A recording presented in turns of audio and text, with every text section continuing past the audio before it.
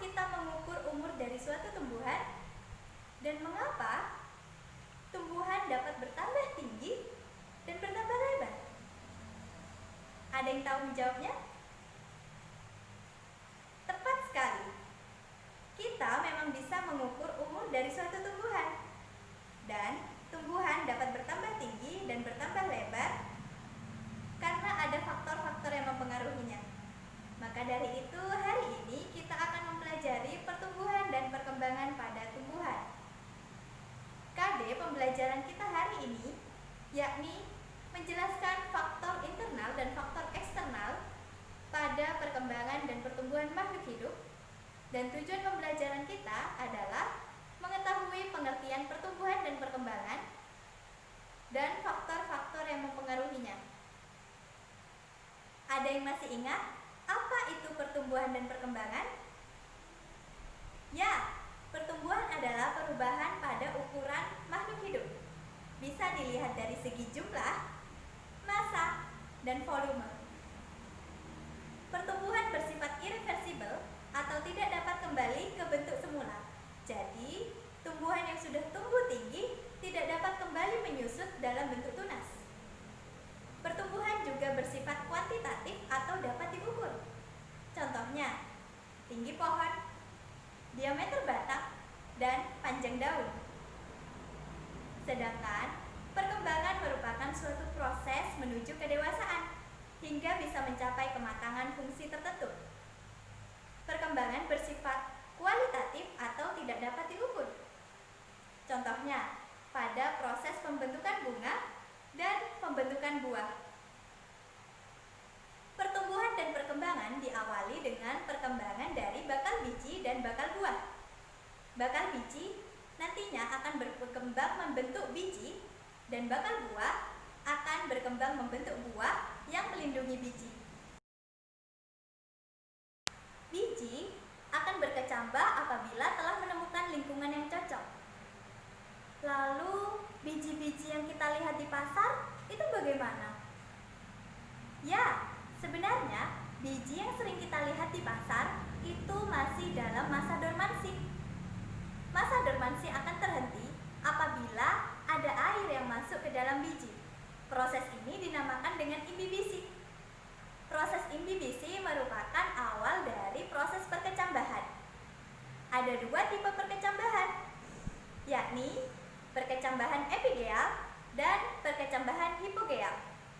Perkecambahan epigeal merupakan tipe perkecambahan yang hipokotilnya ikut terangkat ke permukaan tanah. Contohnya, pada perkecambahan kacang hijau. Perkecambahan hipogeal merupakan perkecambahan yang hipokotil dan kotiledonnya tetap tertimbun di dalam tanah. Yang terangkat ke atas permukaan tanah hanya bakal batangnya saja. Contohnya, pada perkecambahan kacang kapri. Juga terdapat dua tipe pertumbuhan, yakni pertumbuhan primer dan pertumbuhan sekunder. Pertumbuhan primer merupakan pertumbuhan akibat adanya pembelahan sel pada meristem primer. Contohnya, pertumbuhan ujung akar, pertumbuhan ujung batang. Sedangkan pertumbuhan sekunder merupakan pertumbuhan akibat adanya aktivitas kambium. Pembelahan kambium ke arah luar akan membentuk floem dan ke arah dalam akan membentuk xilem. Hal itulah yang menyebabkan diameter pada batang tumbuhan dapat bertambah lebar. Karena terbentuk juga lingkaran tahun. Dari situlah kita dapat mengukur berapa umur tumbuhan. Sampai di sini paham ya? Nah, oh, dia temanku, Ova. Hai, ada yang bisa dibantu?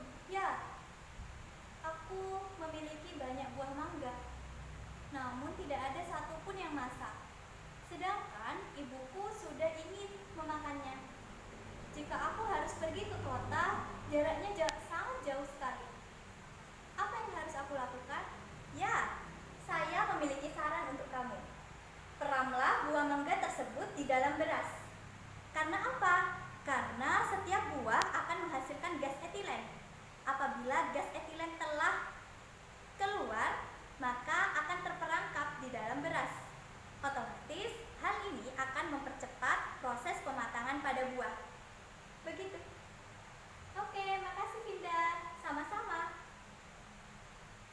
Begitu adik-adik. Nah, selain gas etilen, ada hormon lain yang juga mempengaruhi pertumbuhan dan perkembangan pada tumbuhan. Contohnya, giberelin untuk mengakhiri masa dormansi biji. Sitokinin untuk berperan dalam pembelahan sel, yakni memicu pertumbuhan bunga dan pertumbuhan buah. Yang ketiga, ada asam traumalin, berfungsi untuk regenerasi sel ketika ada jaringan tumbuhan yang terluka. Selanjutnya ada asam absisat atau ABA yang berfungsi dalam proses penuaan sel atau gugurnya daun. Kemudian ada kalin yang berfungsi dalam organogenesis pada tumbuhan.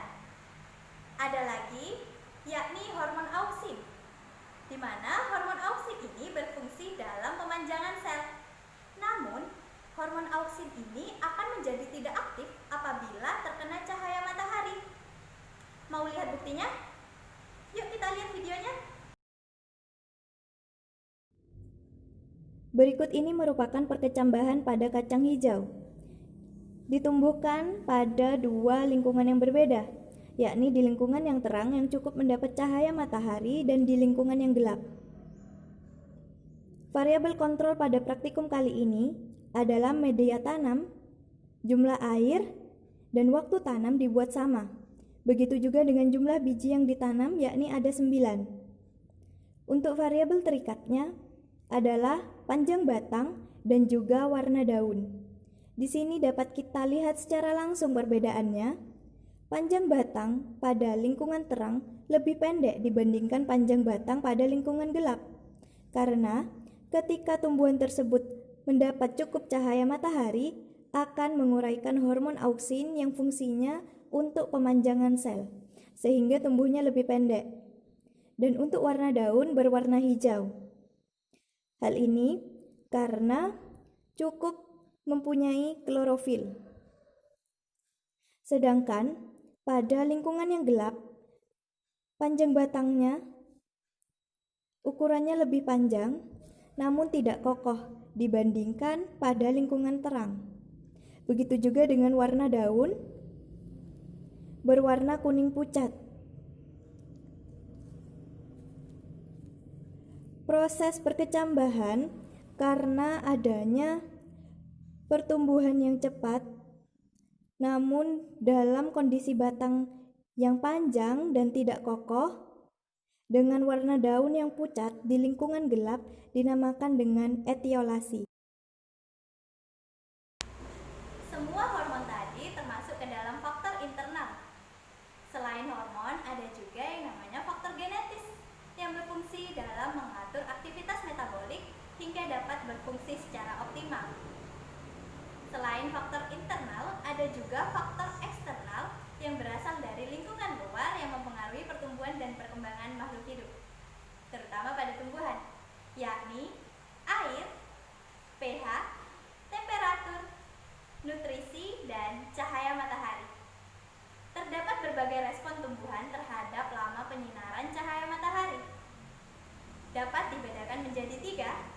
Yang pertama, tumbuhan berhari panjang atau gandum, tumbuhan berhari pendek, contohnya bunga dahlia, dan tumbuhan berhari netral, contohnya adalah bunga matahari. Ada yang tahu contoh lainnya? Silakan komen di bawah ya, sertakan juga kesimpulan kita hari ini. Sekian pembelajaran hari ini.